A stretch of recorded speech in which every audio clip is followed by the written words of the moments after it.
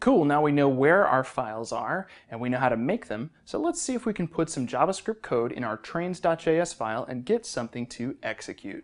Let's put a few console-style expressions inside our trains.js file just to see if we get a good response from our compiler. Uh-oh, error. What's up? Well, the compiler does not like how we have entered our statements into the file. We need something a little different so it can understand our file representation. We have to have a way to differentiate between the statements themselves. So here's our console entry, right? If we were declaring a variable for trains operational, we would just declare it and say that it equals 8, and it would be ready to go, and everything would be great.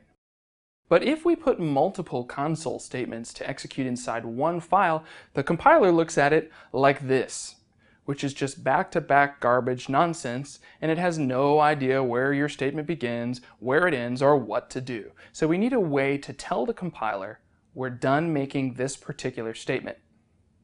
Enter the semicolon. The semicolon is very cool. We like it.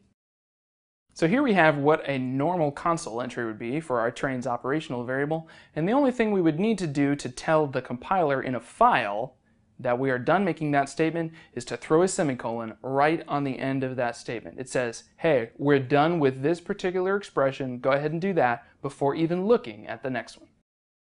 So now, if we had a woot for semicolons file and we put all of our statements in there, each of them separated by a semicolon, we would get a fantastic blank. What? What's going on? Why didn't we get anything? We just put all that stuff in there with our semicolons, it executed the statements just fine, but we got nothing. And that's because everything that happened with those statements happened inside the compiler, and the compiler never printed anything out for the user. We need a way to get the results of our computations in the compiler out to the user.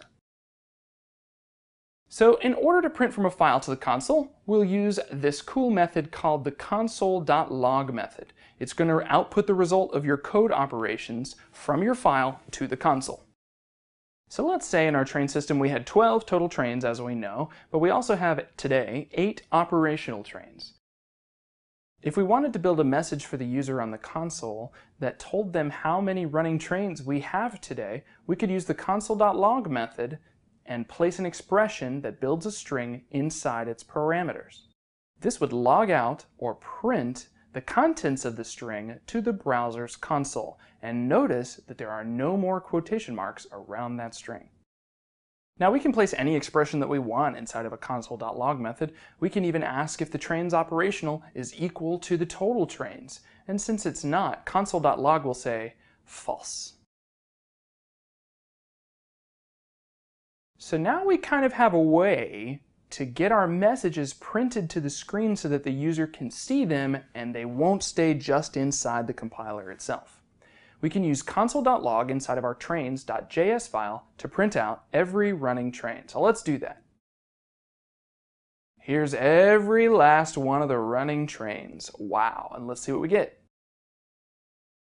Every single one prints in order, and we see exactly how many trains are running and which ones are running.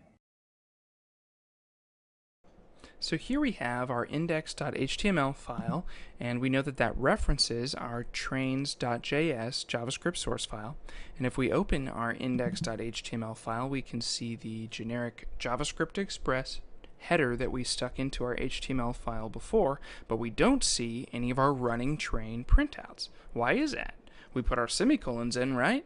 Well, remember that our console.log method prints its messages only to the console. So all we would do here to see our results is go up to the menu and open our JavaScript console, which we already know how to do. And there on the left, you can see our running train printouts exactly as we wanted them to be. You might ask what these notations are over here on the right-hand side of our log, and that would be an excellent question. These are indicators that show which files caused the current line of output on the left, along with the exact line within the file that caused the output. This is very useful when you have a lot of code in a source file, or even multiple source files, and you need to pinpoint how or why certain printouts appeared. Now we have combined semicolons and the console.log method to produce each message for each train. And you can see that the console obeys conveniently and produces every single message that we wanted. So let's look at our current train status system. We have an index.html file that will load all of the HTML code, and once it's loaded, it will go and fetch the trains.js file, and inside that trains.js file, it will execute a whole bunch of our JavaScript code to get our trains messages printed to the user. Guess what? This code kind of sucks too. Womp womp. Why? Because what if there were 124 trains? Would you want to type every single one of those console.log messages into your trains.js file? I think not. And we need a way to solve this repetitive code issue. And that will be in the next section. See you soon.